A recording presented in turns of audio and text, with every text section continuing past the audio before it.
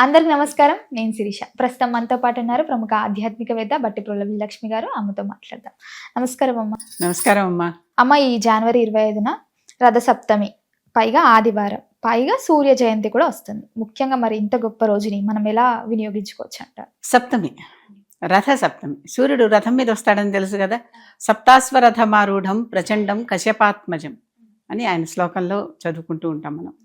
ఆయన 7 గుర్రాలను ఉన్న రథాన్ని పూల్చుకుని దాని మించుని వస్తాడు. 7 గుర్రాలు ఏంటంటే మనకి 7 వారాలు, ఆదివారం నుంచి శనివారం దాకా గుర్రాలకి సంకేతంగా మనం వారాలు ఇప్పుడు అవి ఆది సోమ మంగళ చెప్పుకుంటున్నాం కదా. 7 వారాలు, ఈ 7 వారాలు 7 గుర్రాలు అనమాట ఆయనకి. అది ఆ వారాల గుర్రం మీద సూర్యుడు బయలుదేరాడు మన దగ్గరికి. వారాలు మారుతున్నాయిగా, అవును, కదులుతున్నాయిగా, అలా వచ్చాం. అది ఆ సూర్య జయంతి అని పేరు. అంటే సూర్యుడు ఆ రోజు పుట్టాడు అంటారు. ఆ రోజు పుట్టినటువంటి సూర్యుడికి మరి సౌరం మతం పాటించే వాళ్ళు ఉన్నారుగా. సౌరం అంటే శైవం, శాక్తేయం, వైష్ణవం ఇవన్నీ చెప్పుకున్నాంగా, గాణాపత్యం, స్కాంతం వగైరా అవన్నీ పాటించుకునే మతాల వాళ్ళలో సౌరం అంటే సూర్యనారాయణుడినే పూజించేటటువంటి వాళ్ళకి రథసప్తమి నాడు సూర్యుడు పుట్టాడు అని లెక్క. అంటే ఆ రోజు నుంచి వాళ్ళకి ఉత్తరాయణం ప్రారంభమైంది. ఆయన పుట్టి మొదలెట్టాడు ఉత్తరం వైపు నుంచి ప్రయాణం రథాల్లో. సౌరమానం వేరే, సౌరం వేరే. ఈ సౌరమానం అంటే సూర్యగ్రహణం, దాన్ని బట్టి ఇక్కడ సూర్యుడు వీళ్ళకి దేవత, ఇక్కడ గ్రహం అక్కడ దేవత. ఆ దేవతని వీళ్ళు పూజిస్తూ ఆ సూర్యుడు ఇవాళ నుంచి ఉత్తరం వైపు గమనం మొదలుపెట్టాడు కనుక ఈ రోజున ఆయన పుట్టినరోజు అని చేస్తున్నాం. కనుక ఆ రోజు వాళ్ళకి ఉత్తరాయణం అప్పుడు మొదలైంది. ఒక్కో మతం పాటించుకునే వాళ్ళకి ఒక్కో రోజు అని చెప్పా కదా. అలా ఆ మతం పాటించుకునే వాళ్ళకి ఆ రోజు వాళ్ళకి ఉత్తరాయణం ప్రారంభమైంది. మొత్తం మీద రథసప్తమికి అందరికీ ఉత్తరాయణాలు వచ్చేసాయి. కొంచెం ముందు వెనకాలగా అందరికీ ఉత్తరాయణాలు వచ్చేసాయి. ఈ ఉత్తరాయణం నుంచి అక్కడి నుంచి పుణ్యకాలం అన్నమాట. ఈ రథసప్తమి నాడు సూర్యారాధన చేయాలి. అంటే సూర్యుడు జయంతి నాడు సూర్యుడు పూజలు. దానికి ప్రత్యేకంగా ఈ ధనుర్మాసం అంతా చేసినటువంటి గొబ్బిళ్ళ సేకరణ ఒకటి చేశాం కదా. గొబ్బిళ్ళు పెట్టి పిడకల్లాగా చేసి వాటిని ఎండబెట్టి చక్కగా మాలలు గుచ్చి వాటిల్నే కుంపటిలాగా చేసి దాలి అంటాం, దాలిగుంటలాగా చేసి దాని మీద కుండ పెట్టి, కొత్త కుండ పెట్టి, కొత్త గిన్నె పెట్టి, లేకపోతే దానికి పసుపు కుంకుమలద్ది చక్కగా ఈ పొయ్యి చుట్టూ కూడా ముగ్గులవి వేసి అవసరం వస్తే చక్కటి మంచి హోమంలో వేసే సమిధలు లాంటివే వేసి దాంట్లో పొయ్యి వెలిగించాక దాని మీద కొత్త గిన్నెలో, కొత్త కుండలో పాలు పోసి, ఈ మధ్యనే కొత్త బియ్యం వచ్చి ఉంటాయి సంక్రాంతికి, ఆ కొత్త బియ్యం దాంట్లో వేసి పాయసం సూర్యుడి సమక్షంలో ఉండాలి. అంటే ఎండ వచ్చే చోట బయట పెరట్లోకి వెళ్ళి అక్కడ పెట్టుకుని చేయాలి. ఇదివరకు కొంతమంది చక్కగా పొలాల్లో కూడా తీసుకెళ్ళి చేసేవాళ్ళు, లేకపోతే గుళ్ళల్లో చేస్తారు. చేసి అలాంటి చోట పెట్టి ఈ ప్రసాదాన్ని చేసి, ఈ చేసినటువంటి ఈ ప్రసాదాన్ని తర్వాత ఆ రోజున ఏమీ అహింస, ఎవరికి దేనికి కత్తులు పెట్టి వాడద్దు అనేటటువంటి దాని మీద ఒక ఆచారం ఏంటంటే, ఇది ఆచారమే ఏంటంటే, ఏ కూరని కత్తిపీటలతో కానీ కత్తులతో కానీ కొయ్యరు. అందుకని చిక్కుడుకాయలు తీసుకుని, చిక్కుడుకాయలు గోరు ఉంటే చాలు తీస్తాం, బొలు చేసుకోవచ్చు. ఆకుకూరలు, చిక్కుడుకాయలు వీటికి కత్తుల కర్రల మనకి ఇలా తుంపేసుకొని చేసేసుకోవచ్చు. కనుక వాటితో అటువంటి ఆకుకూరలతోనూ ఈ చిక్కుడుకాయలతోనూ వంట వండుకుని ఆ రోజు భోజనాలు అనమాట, పప్పు కూర అలాంటి వాటితోనే చేసుకుని ఈ చేసినటువంటి ఈ ప్రసాదం ఉందే, సూర్యనారాయణమూర్తి ఎదురుకుండా ఆవు పేడ పిడకల మీద చేసినటువంటి పాలు బియ్యం వేసి చేసిన కొత్త బెల్లం వేసి చేసినటువంటి ప్రసాదాన్ని చిక్కుడాకుల్లోనే పెట్టి, అంతే చిక్కుడే ఆ రోజు చిక్కుడాకుల్లో పెట్టి దేవుడికి నైవేద్యం పెట్టడం. చిక్కుడుకాయలు 2 చిక్కుడుకాయలు తీసుకుని, చక్కగా గింజలతో ఉన్న చిక్కుడుకాయలు ఉంటాయి కదా, వాటికి అటొక పుల్ల ఇటొక పుల్ల గుడిచి ఒక స్క్వేర్ లాగా చేసి దాన్ని రథం అంటాం. అలా 7 రథాలు చేసి చక్కగా 7 రథాల మీద 7 చిక్కుడాకులు పెట్టి, ఆ చిక్కుడాకుల్లో ఈ వండిన పాయసం ఉంది కదా, కొంచెం కొంచెం ప్రసాదం పెట్టి దేవుడికి నైవేద్యం పెట్టి అది మనం తింటాం. ఆ రోజున చేసే స్నానానికి కూడా ఒక ప్రత్యేకత ఉంది. ఆరోగ్యాన్ని ఇచ్చేటటువంటి స్నానం అది. సూర్యుడిని అర్కుడు అంటాం. జిల్లేడు చెట్టున అర్క వృక్షం అంటాం. అర్కం ఆ మొక్క పేరు అర్క.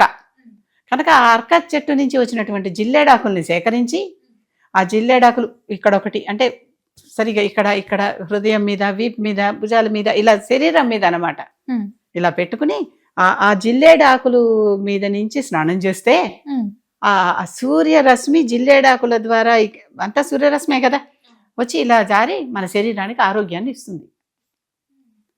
జిల్లేడాకులు దొరకకపోతే రేగాకులతో చేసేవాళ్ళు ఉన్నారు. అవి లేకపోతే చిక్కుడాకులతో చేసేవాళ్ళు కూడా ఉన్నారు. అంటే అవకాశాన్ని బట్టి ఇవి మనకి ఆ రోజున వాడదగినటువంటి పత్రాలు, వాడదగినటువంటి పత్రాలు.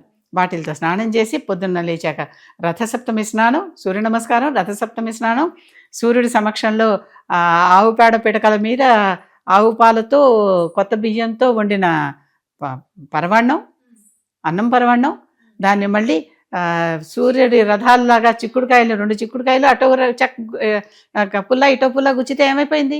రథంలాగా అయిపోయింది.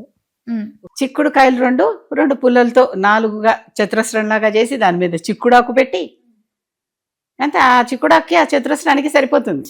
అవును. దాంట్లో కొంచెం చెంచాడు పరమాన్నం తీసి దాంట్లో పెట్టి ఇదంతా దేవుడికి, సూర్యుడికి, దేవుడు అంటే ఆరో సూర్యుడే, నైవేద్యం పెట్టి ఆరోగ్యాన్ని ఇవ్వమని కోరుకుంటూ చక్కగా ఆరోగ్యాన్ని ఇచ్చాక ఆ రకమైన ప్రసాదంతో మొట్టమొదట ఆ రోజు ఏమన్నా తింటాం మొదలు పెట్టడం అనమాట. అది పద్ధతి. రథసప్తమి నాడు మనం చేసేది ఇది. ముఖ్యంగా చిక్కుడుతో ఉత్తరాయణం మొదలైంది.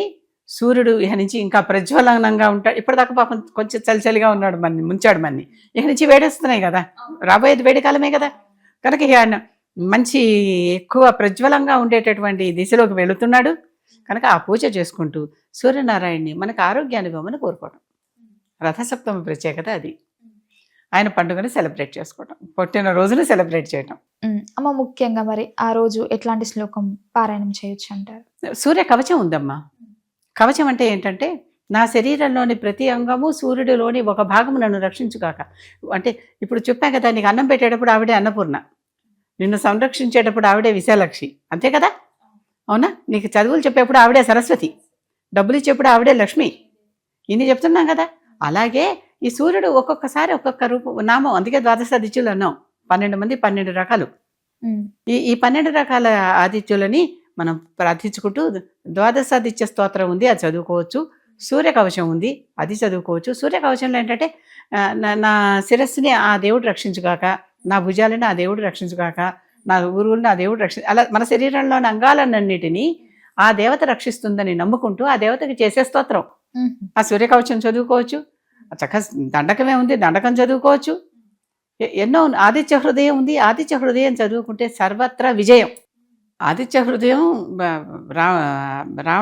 రావణ యుద్ధంలో మొదలుపెట్టే ముందర పాపం రాముడు కాస్త బలహీనంగా ఉంటే ఋషి వచ్చి ఇది చదువు కదా, ఆయన దేవుడు పూజ చేసుకుంటూ దుఃఖంగా కూర్చుంటే దేవుడు గురువుని పంపించి ఆ గురువు ద్వారా ఆదిత్య హృదయం తెలుసుకుని ఆదిత్య హృదయం చదువుకుని విజయం సాధించాడు. ఆదిత్య హృదయం ఇలాంటివి ఎన్నో ఉన్నాయమ్మా మన దగ్గర, లేనివి లేవు, ఎన్ని ఉన్నాయో. అసలు ఆదిత్య మండల సూర్యమండల స్తోత్రం ఉంది, చాలా బాగుంటుంది. అలాంటి స్తోత్రాలు మీకు తోచినవి చదువుకుని, లేకపోతే అంత పలకలేమండి, వినండి. శ్రవణం కూడా ఒక రకమైన పూజే కదా, భక్తే కదా. మనం కీర్తిచ్చినా భక్తే, శ్రవణం చేసినా భక్తే, పఠనం చేసినా భక్తే, మననం చేసినా భక్తే. కనుక అవన్నీ చదువుకుంటూ ఉంటే ఆరోగ్యం వస్తుంది. ఆరోగ్యం భాస్కరాది ఇచ్చేత్. అందుకే సూర్య నమస్కారాలన్నీ ఆసనాల్లాగా ఉంటాయి, మన శరీరాన్ని గట్టిపరుస్తాయి. సూర్య నమస్కారాలన్నీ చేయాలంటే 12 రకాల ఆసనాలు, పోజెస్ అనమాట. అవి వ్యాయామంలో పోజుల్లాగా చేసి మళ్ళీ ఆ 12 వెనక్కి చేయాలి, మళ్ళీ రిట్రీవ్ కూడా చేయాలి వాటిని. అంటే మళ్ళీ అట్లా ఆగిపోకూడదు అనమాట, ఎక్కడికక్కడ మళ్ళీ అవన్నీ వెనక్కి తీసి చేశాక మళ్ళీ ఈ 12 సార్లు ఒక్కొక్క దేవుడికి 12 ఆదిత్యులు నమస్కారాలు చేసుకుంటూ చేసి నమస్కరించుకుంటూ అది ఆరోగ్యం కోరుకోవటం. అమ్మ, మొత్తం మీద రథసప్తమి గురించి తెలియజేసినందుకు ధన్యవాదాలు.